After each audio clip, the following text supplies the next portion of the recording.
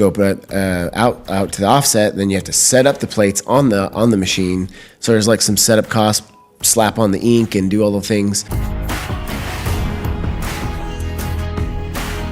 Ink goes on the plate goes on the paper and creates the design. Yep. Hey everybody, welcome back to the FIP Printing Pros podcast. I'm your host, Josh Steinison, with me, my co-host, Chris Lockwood. And we are continuing the series talking about the different topics that help you answer any questions you might have before you order. And today what we're going to kind of be talking about is the print journey and what steps it takes basically from start to finish for a customer. Well, not necessarily for a customer, but for us on our back end, and basically. There's a lot. And then there is a lot of steps, yes.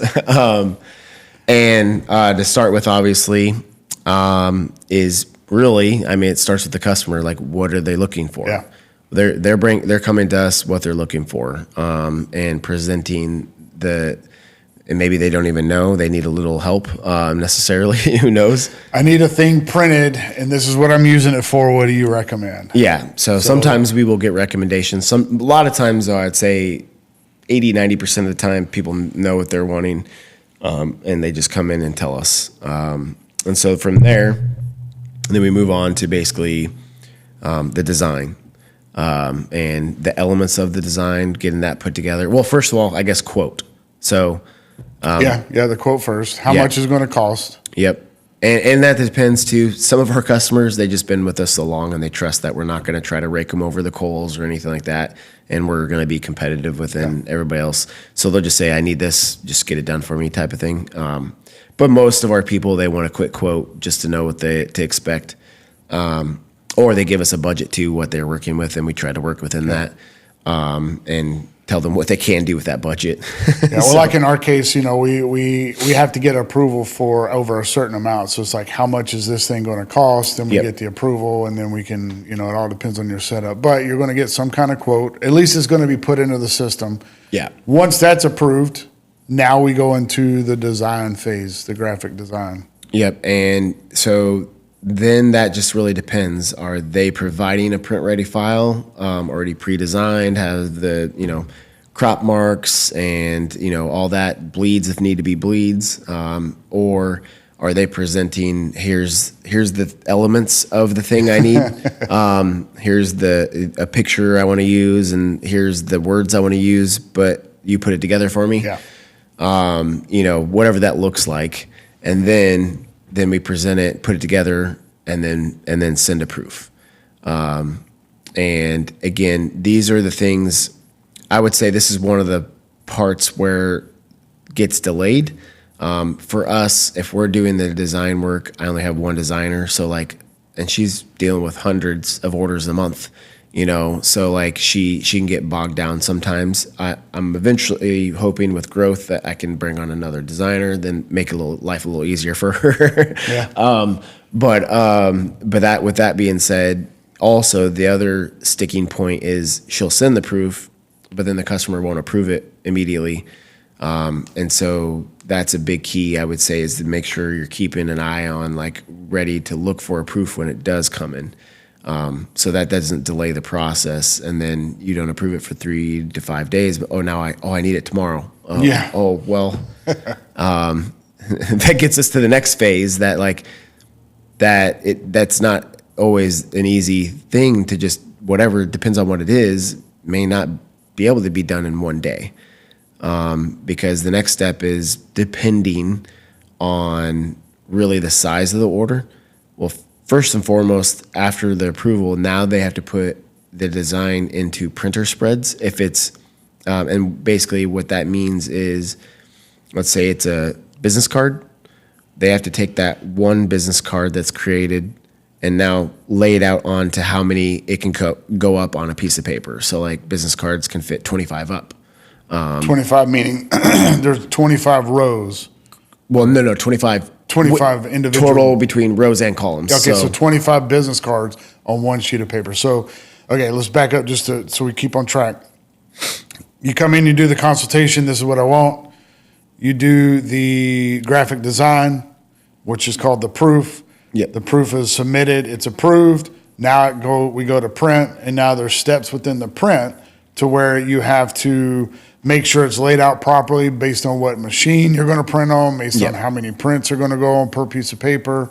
You got to set up, you got to make sure all the ink is loaded up. There's another thing in there, depending on the printer, you got to create the plates. So describe that real briefly. Yeah, so that's for our offset presses, which is our newspaper press. Think about like when you see the old newspaper press, what it looks like. Yeah, that's for our longer runs because that's the cheapest process. If you go shorter run, it's going to be cheaper to go on our digital machines, just for just the sake of like how much it costs to run that machine compared to the offset. But if you do a longer run, it's going to be cheaper because the offset we have to do a setup. You have also the plates we have to make. There's cost in the plates, time to make the plates, then go out to the offset. Then you have to set up the plates on the machine. So there's like some setup costs, slap on the ink and do all the things. Whereas digital, it's just basically tubes of that. So it's like it just the plates are what actually the ink goes on the plate goes on the paper and creates the image. Design. Yep. Okay. Mm-hmm. Yep. All right. So we're printed. However the print happens, it's been printed. Now you have these stacks of paper that's been printed on. Yep. What's the next step? Now we go to bindery. Yeah, I go to bindery now. And now this depends on really what it is. Most of the time we're gonna cut this down at this point, but it just depends because like say notepads, usually we still cut it down, but it might be like in half but not all of it because it's easier for us to have like maybe 4 notepads up and then before we glue it, then we cut them down afterwards. So it just depends at this point kind of what we would do depending on what the job is. And say for a booklet, we're printing out, we're cutting in spreads. So here's this 4 pages, here's this 4 pages to then put in the collator. But if it's just a generic like cut and dry postcard, we're just cut it, boom, boom, box it up. So in the bindery portion, you have cutting, you have the collator, you put it together, and it's basically it's printed. Now you're going to create the final product. Yep. This is the finishing, is what we call it. So we're finishing the product, whether it's cut, folded, scored, die cut, shrink wrap, stapled, glued, whatever it is. Yep. That process happens now. And then we package it up. Yep. Right? So it can be, what are the different ways? So I've seen like we shrink wrap stuff. We put them in boxes. You mentioned like signage on an earlier episode. Sometimes those have to be specially wrapped. Yep. And prepared for transport. Yeah. So like our Max Metal signs, like if you order multiple of them, you don't want them to necessarily be butted up next to each other because if like it moves in shipping, just the friction and rubbing of that is not the best. Whereas paper, it's not a big deal. Like you're not going to get anything. It's not going to rub off, but if it's metal, there's a good chance you could scratch it or rub off part of the stuff. Yeah. And a lot of times if we're shipping, if we're delivering it, I'm not worried about doing all that necessarily, or even like putting special corner things for if it gets damaged from in the shipping process. We don't try to necessarily always do that because if I'm delivering it or somebody else is delivering it, we're going to not be driving crazy or throwing the boxes around like the other delivery companies do.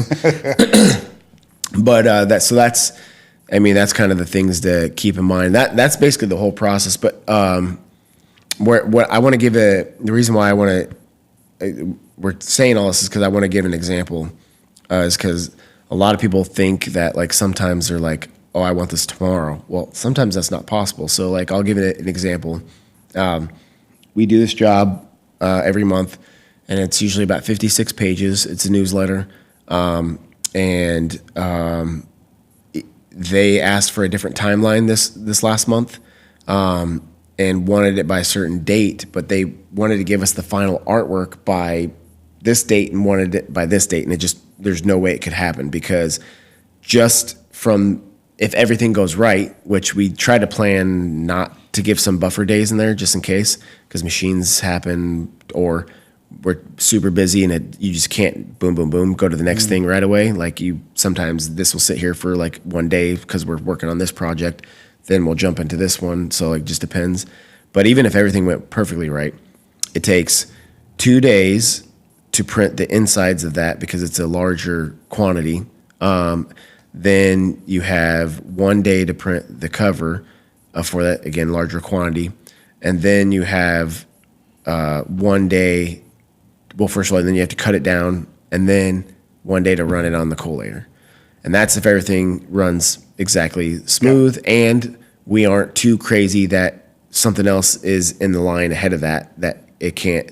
So that means usually we ask for 2 weeks to get something done like that. But we can get it done earlier if everything works right. But if we are really busy, there's a production line of like what we got to do ahead of that. So we may be able to print it here, 2 days after the proof approval. But then also we have something else running on the collator, so can't run that immediately right after that. So may need to wait another day till that job's done running. So that may be like 6 business days, in between before we can fully finish it. If you want to leverage different print and promotional products for your company but don't know how to go about doing it, click the link below and let's schedule a free strategy session with me, and I'd love to help you guys out. Look forward to talking with you. Yeah, it takes time. There's someone who has to operate the machines.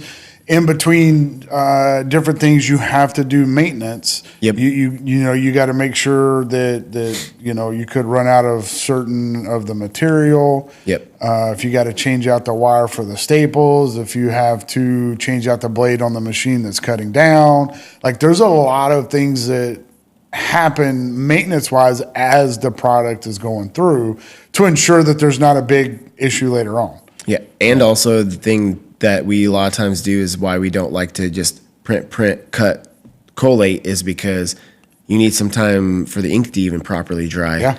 Because what can happen is if we don't give enough time for the ink to dry after printing it, when you actually, because again, we're doing stacks like this big or more, to cut. And so when you put the pressure down on that knife and it's pressing down on each other, the ink's not dry. And now that you're getting the smears from the ink pressing onto the backside or whatever of another page. But you don't have that when they're just stacked up. It's only when you put that pressure on there correct. That it does. Yeah, when they're stacked, it doesn't do that. But if you put that extra pressure that blade puts down when it does that, then that can cause that. And even in the collator or the folder, like each of them have like rollers that help push it along, or a belt. And like if any of that rubs or does anything like that and it's not fully ink is dried, then it can smear, or you can see the lines from the rollers and all that kind of stuff. So we try to have at least a good day or two buffer after printing to be even cut down or anything like that. So, well, and then you have quality control checks in the middle of all that too to make 100%. Sure everything is right. Yep. You can't run 1,000 things through there without something going wrong. So you got to do it in batches. You got to do it in groups so that everything stays tracking the way it's supposed to. And then once it's boxed up, now you have, you got delivery. So if if it's being shipped, you're at the mercy of the shipping company at that point. Yep.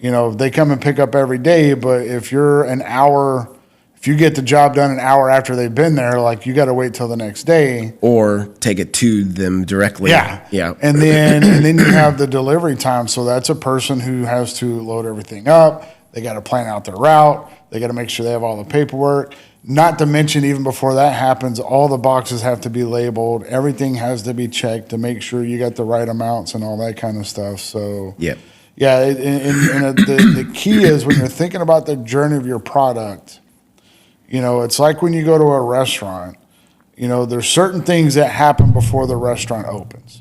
There's a lot of maintenance that happens at FIP before your job gets done, but there's still steps that it has to go through to ensure when the product gets to you, it's right.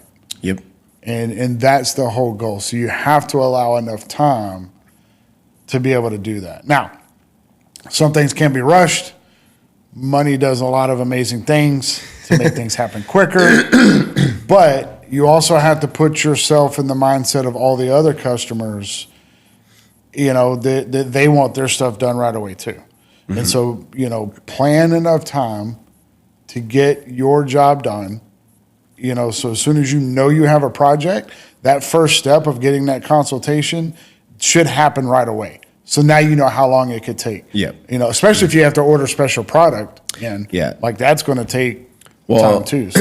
And that's with apparel and promotional, you have a little more time that you have to give us because we have to order from vendors to get the proper product because we don't keep all that stuff in stock because there's too many options. Whereas paper, we have all the different paper selections in stock ready to go, just pull off the shelf type of thing.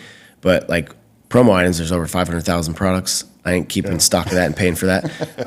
And then also clothing, I have thousands of options there too. In t-shirts alone, there's like hundreds of different options out there. We don't keep stock of that stuff because customers have specific ones they want to go with. So we will always order it upon order. And then there's time again, you got to wait in the line. Then you got to press it, create the plates. There's a lot of different things that have to still even go into those processes with promo and apparel. What's that saying? Poor planning on your part doesn't constitute an emergency on mine. Yeah. Listen, we try to do everything we can when somebody comes to us with rush. It is what it is. Like I understand, like I've last minute forgot things but the best you can, if you can try to do it ahead of time, that's always a huge blessing. Cause then we stress. Because we're stressing, are we going to get this to them on time? Is it going to happen? Like, I don't like to put that stress on my people as much as I can. I'd much rather you come to us 3, 4, or 5 or more weeks out and, oh yeah, we'll get it done. No problem, Whereas now we're like, oh, we got to, type of thing. But yeah, so that's just, that's what I want to get out there. I want to make sure people understand, like, you may think, oh, I want a booklet, and you're just thinking in your mind, press a button, and sometimes it's not that simple. Like there's steps and things. Now there are some things that, we can knock out quickly, like within a couple hours if we need to, again, if we need to. But we try everything we can because we have enough volume that we try to plan everything out and put a schedule in place. And then when somebody comes in, and then it can mess up our schedule. And so that's also sometimes we'll add a rush fee and things like that just because it is interrupting what we're doing. Now we're having to rework the whole schedule, fit somebody in. And so a lot of times we'll add an extra rush fee to accommodate their rush need. So it's like when you go to a theme park, you can stand in line for an hour, you can pay the extra money to jump to the front. Quick queue. You still can only get there as quick as the line is long. Yep. And if the ride breaks down, you got to plan for that. So, yep. Yeah. So I think that covers pretty much everything we wanted to cover on that. Again, we'll continue the series next week, and until next time, let's grow together. It's time to step up. Yeah, it's grind time. No more letting up. No, running faster, further. No more running up. Yeah. Giving my all, no more giving up. Listen to me. Step. It's time to step it up. Yeah, it's time to step it up. Step. It's time to step it up. Yeah, it's time to step it up. It's time to step up.